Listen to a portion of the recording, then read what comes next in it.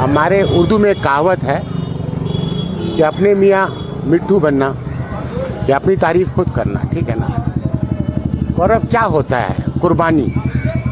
और हमारे इस्लाम point of view से भी कुर्बानी देने वाला ऊपर होता है, और जो कुर्बानी देता है उसी को गौरव बोला जाता है। आज जनता का जो पैसा होता है ना, टैक्स पेयर का, उस पैसे से लेकर आप अगर एडवर्टाइजमेंट करिएगा ना, उसे गौरव नहीं कहा जाएगा, उसे कोई कहा जाएगा मार्केटिंग।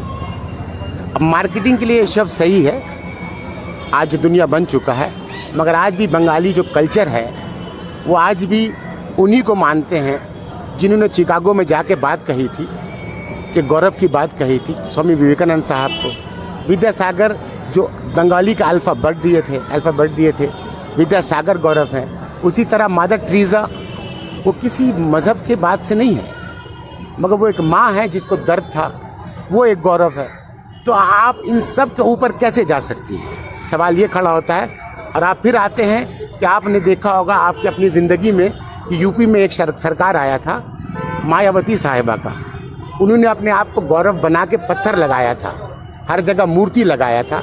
आज वो कहाँ है? और ममता बनर्जी आने वाले इंशाअल्लाह 2021 में भी वो भी कहाँ रहे।